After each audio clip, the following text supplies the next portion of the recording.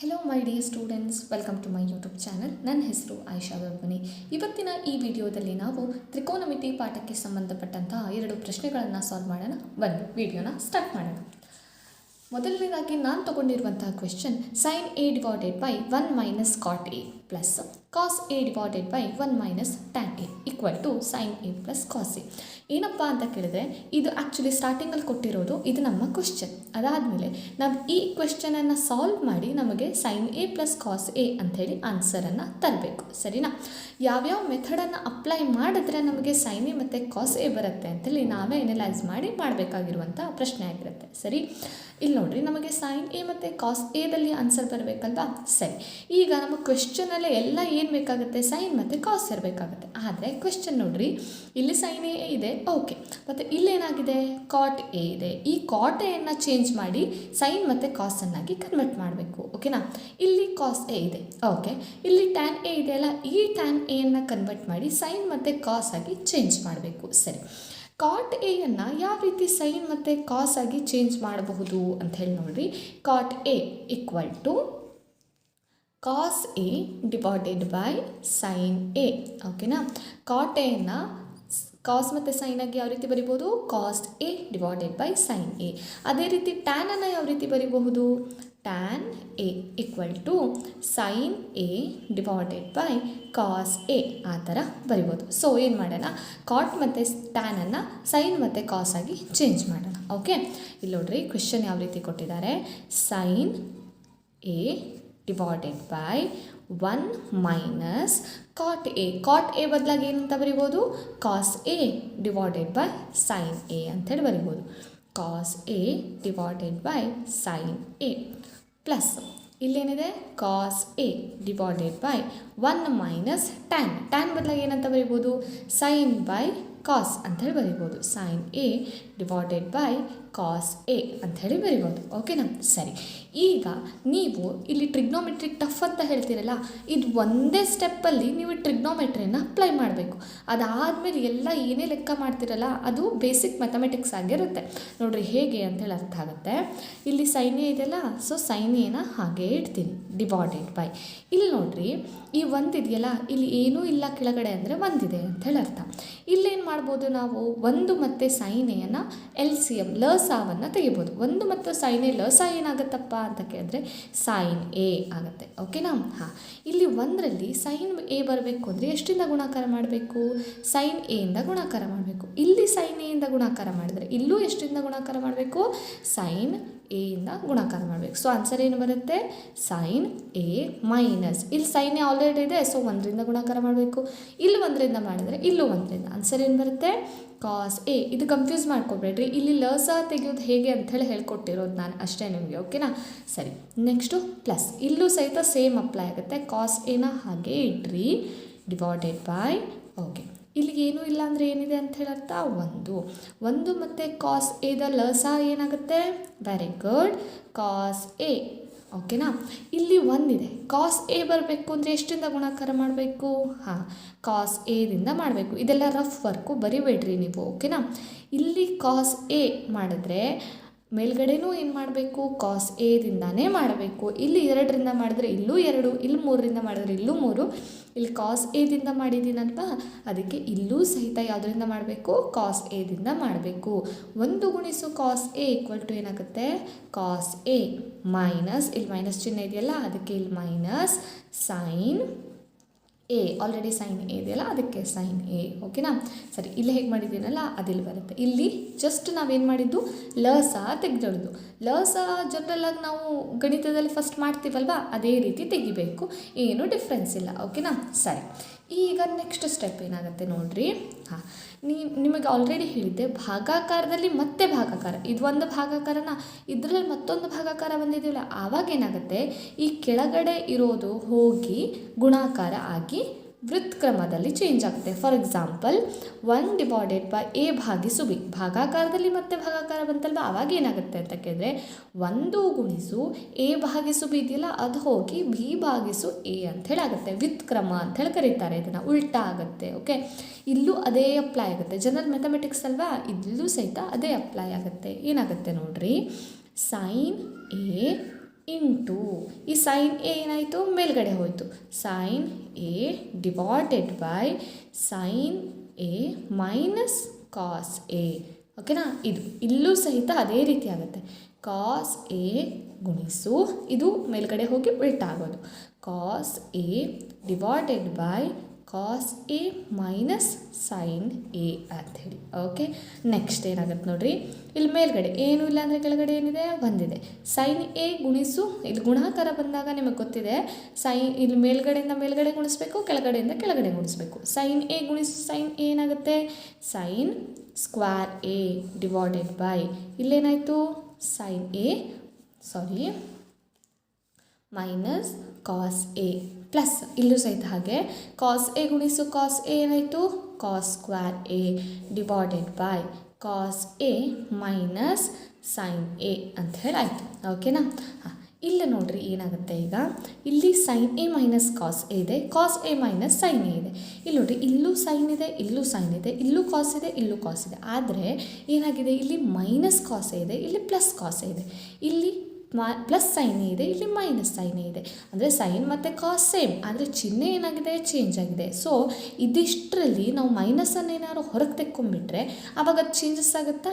Okay, ನೋಡೋಣ ತಡ್ರಿ ಹೇಗೆ ಮಾಡೋದು ಅಂಥೇಳಿ. ಇಲ್ಲಿ ಸೈನ್ ಸ್ಕ್ವೇರ್ ಎ ಹಾಗೆ ಬರಿತೀನಿ, sine A minus cos A minus cos square A divided by ಇಲ್ಲಿ ಉಲ್ಟಾ ಬರೀಬೇಕು, sine A minus cos A.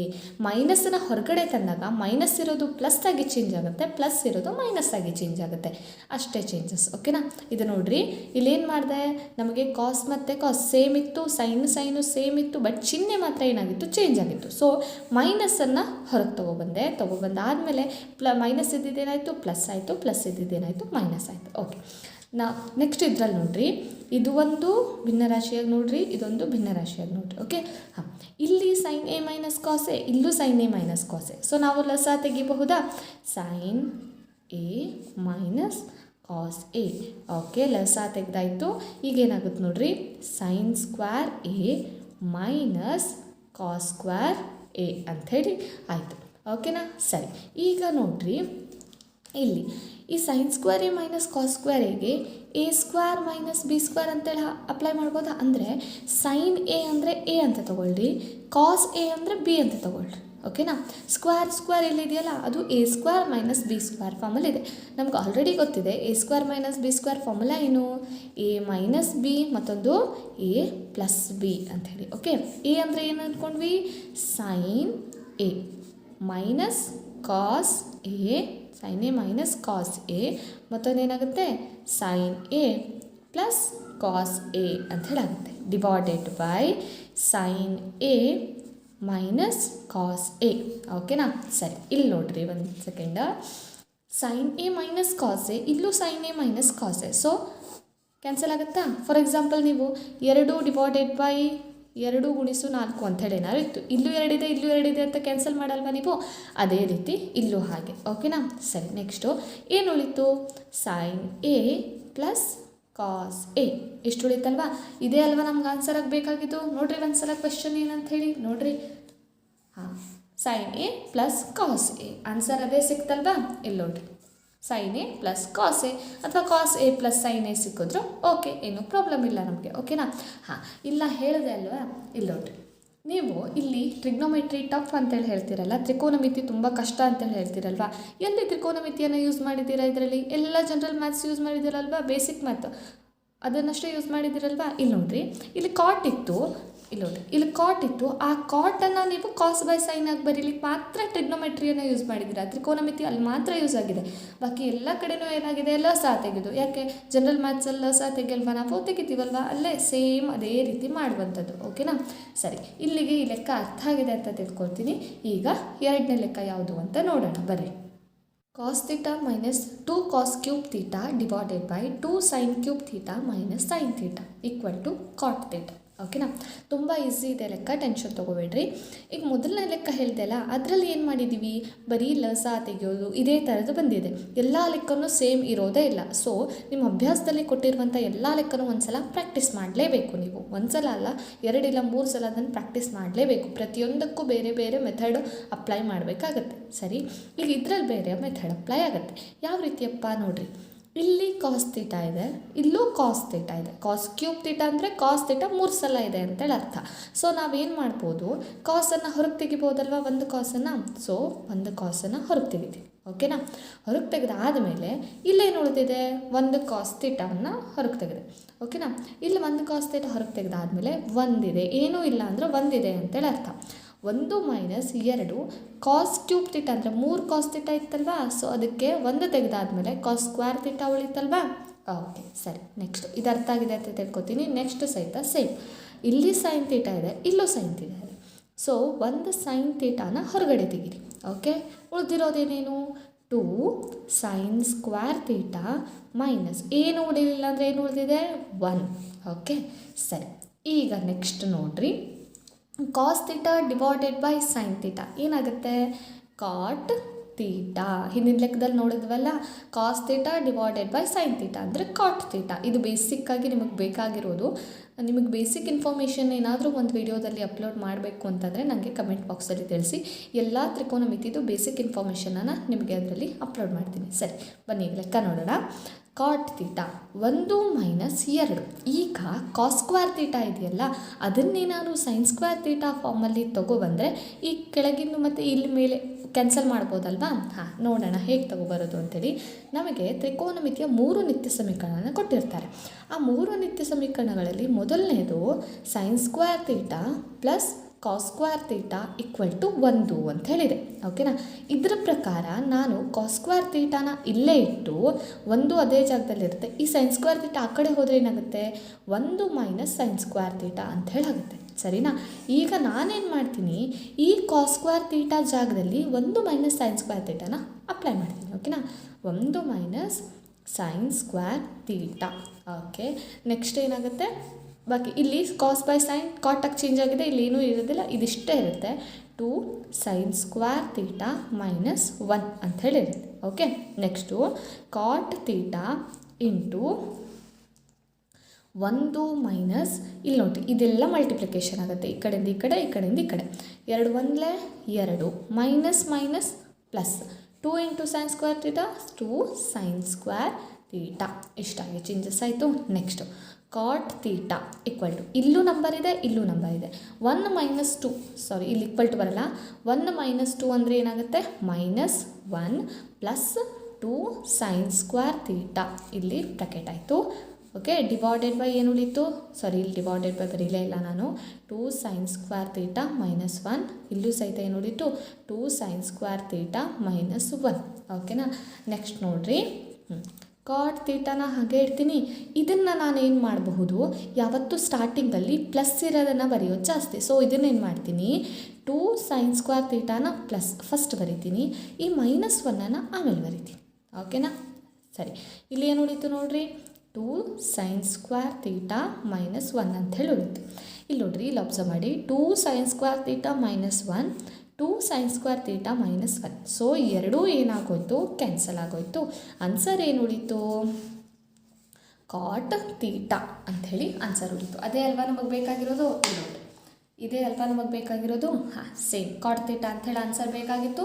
ನಮಗೇನು ಸಿಕ್ತು, ಕಾಟ್ ಥೀಟಾ ಅಂಥೇಳಿ ಆನ್ಸರ್ ಸಿಕ್ತು. ಸರಿ, ಎಲ್ಲ ಲೆಕ್ಕನೂ ಒಂದೇ ಥರ ಇರೋದಿಲ್ಲ. ತ್ರಿಕೋನಮಿತಿಯ ಯಾವ ಲೆಕ್ಕನೂ ಸೇಮ್ ಇಲ್ಲ. ಸೊ ಎಲ್ಲ ಲೆಕ್ಕನೂ ನೀವು 2 ಇಲ್ಲ 3 ಸಲ ಪ್ರಾಕ್ಟೀಸ್ ಮಾಡಿ ಆಮೇಲೆ ಅದು ನಿಮಗೆ ಅರ್ಥ ಆಗುತ್ತೆ, ಅದು ಹೇಗೆ ಮಾಡೋದು, ಯಾವ ಟ್ರಿಕ್ಕನ್ನು ಅಪ್ಲೈ ಮಾಡಬೇಕು ಅಂಥೇಳಿ. ಸರಿ, ನಿಮಗೆ ಒಂದು ಸಣ್ಣ ಹಿಂಟನ್ನು ಇಲ್ಲಿ ಕೊಡ್ತೀನಿ ನೋಡಿರಿ, ಯಾವ ರೀತಿ ಮಾಡಬೇಕು. ಎಲ್ಲ ಪ್ರಾಬ್ಲಮಿಗೂ ಅಪ್ಲೈ ಆಗುತ್ತೆ ಅಂತ ಹೇಳಲ್ಲ, ಬಟ್ ಮ್ಯಾಕ್ಸಿಮಮ್ ಪ್ರಾಬ್ಲಮಲ್ಲಿ ಇದೆಲ್ಲ ಅಪ್ಲೈ ಆಗುತ್ತೆ. ಫಸ್ಟ್ ನೀವೇನು ಮಾಡಬೇಕು, ಯಾವುದೇ ಇರಲಿ, ಟ್ಯಾನ್ ಇರಲಿ, ಕಾಟ್ ಇರಲಿ, ಕೊಸೆಕ್ ಇರಲಿ ಅಥವಾ ಸೆಕ್ ಇರಲಿ, ಇದೆಲ್ಲವನ್ನು ನೀವೇನು ಮಾಡಬೇಕು, ಸೈನ್ ಮತ್ತು ಕಾಸ್ ಆಗಿ ಚೇಂಜಸ್ಸನ್ನು ಮಾಡಬೇಕು. ಮ್ಯಾಕ್ಸಿಮಮ್ ಪ್ರಾಬ್ಲಮಲ್ಲಿ ಈ ಥರ ಮಾಡಬೇಕಾಗುತ್ತೆ. ಇದು 4 ಇರೋದನ್ನು ಸೈನ್ ಮತ್ತು ಕಾಸಲ್ಲಿ ಚೇಂಜ್ ಮಾಡಬೇಕು. ಇದು ಫಸ್ಟ್ ಸ್ಟೆಪ್ ಮಾಡಲಿಕ್ಕಾಗತ್ತಾ ಅಂಥೇಳಿ ಚೆಕ್ ಮಾಡಬೇಕು. ಓಕೆನಾ. ಇನ್ನು 2ನೇ ಸ್ಟೆಪ್ಪು, ಎಲ್ಲಾದರೂ ಈ ಥರ ಅನುಪಾತಗಳು, ಈ ಥರ ಫಾರ್ಮುಲಾ ಇದೆಯಲ್ಲ, ಇದನ್ನು ಅಪ್ಲೈ ಮಾಡಲಿಕ್ಕಾಗತ್ತಾ ಅಂಥೇಳಿ ಚೆಕ್ ಮಾಡಬೇಕು. ಓಕೆನಾ. ಇದು 2 ಬೇಸ್ ಮೇಲೆ ಫಾರ್ಮುಲಾಸು ಅಂದರೆ ಲೆಕ್ಕಗಳೆಲ್ಲ ಈಸಿಯಾಗಿ ನೀವು ಮಾಡಬಹುದು. ಸೊ ಫಸ್ಟ್ ಯಾವತ್ತು ಇದನ್ನೇ ಚೆಕ್ ಮಾಡಿರಿ, ಅದಾದ ಮೇಲೆ ಈ ತ್ರಿಕೋನಮಿತಿಗೆ ಹೋಗ್ರಿ. ಓಕೆ, ಸರಿ. ಈಗ ಈ ಲೆಕ್ಕ ಅರ್ಥ ಆಗಿದೆ ಅಂತ ತಿಳ್ಕೊತೀನಿ. ಇದೇ ಥರ ಇನ್ನೊಂದು ಲೆಕ್ಕ ಹೋಮ್ವರ್ಕ್ ಆಗಿ ಕೊಡ್ತೀನಿ. ನಿಮಗೆ ಈ ಲೆಕ್ಕ ಮಾಡಲಿಕ್ಕೆ ಬಂತೋ ಇಲ್ವೋ ಅಂಥೇಳಿ ನನಗೆ ಕಮೆಂಟ್ ಬಾಕ್ಸ್ನಲ್ಲಿ ತಿಳಿಸ್ಬೇಕು. ಓಕೆನಾ. ಹೋಮ್ವರ್ಕ್ ನೋಡಿರಿ ಏನಿದೆ ಅಂಥೇಳಿ. Sine theta minus 2 sine cube theta divided by 2 cos cube theta minus cos theta equal to tan theta. ಓಕೆನಾ. ಸರಿ. ಸೇಮ್ ಈಗ ಮೇಲ್ಗಡೆ ಹೇಳ್ಕೊಟ್ನಲ್ಲ ಲೆಕ್ಕ, ಇದೇ ಥರ ಸೇಮ್ ಮಾಡಬೇಕು ನೀವು. ಜಸ್ಟ್ ಆ ತ್ರಿಕೋನಮಿತಿ ಅನುಪಾತ ಮಾತ್ರ ಸ್ವಲ್ಪ ಬೇರೆ ಥರ ಅಪ್ಲೈ ಮಾಡೋದಾಗಿರುತ್ತೆ ಅಷ್ಟೇ. ಈ ಲೆಕ್ಕನ ಮಾಡಿ ನಿಮಗೇನಾದರೂ ಬಂತು ಅಂದರೆ ಕಮೆಂಟ್ ಬಾಕ್ಸಲ್ಲಿ ತಿಳಿಸಿ. ಓಕೆನಾ. ಇನ್ನೂ ಯಾವುದಾದ್ರೂ ವಿಡಿಯೋ ಏನಾದರೂ ಅಪ್ಲೋಡ್ ಮಾಡಬೇಕು ಅಂದರೆ ಪ್ಲೀಸ್ ಕಮೆಂಟ್ ಬಾಕ್ಸ್ನಲ್ಲಿ ತಿಳಿಸಿ. ನಾ ಆ ವಿಡಿಯೋನ ಮಾಡಲಿಕ್ಕೆ ಟ್ರೈ ಮಾಡ್ತೀನಿ. ಓಕೆ, ಸರಿ. ಇಲ್ಲಿಗೆ ಈ ವಿಡಿಯೋನ ಎಂಡ್ ಮಾಡ್ತಾ ಇದ್ದೀನಿ. ಈ ವಿಡಿಯೋ ಏನಾದರೂ ಇಷ್ಟ ಆಗಿದ್ದರೆ ಲೈಕ್ ಮಾಡಿ, ನಿಮ್ಮ ಫ್ರೆಂಡ್ಸ್ ಜೊತೆ ಇದನ್ನು ಶೇರ್ ಮಾಡಿ, ಮತ್ತು ಚಾನಲ್ನ ಸಬ್ಸ್ಕ್ರೈಬ್ ಮಾಡೋದು ಮಾತ್ರ ಮರಿಬೇಡ್ರಿ. ಇಲ್ಲಿವರೆಗೆ ಈ ವಿಡಿಯೋ ನೋಡಿದ್ದಕ್ಕೆ ಥ್ಯಾಂಕ್ ಯು ಸೋ ಮಚ್.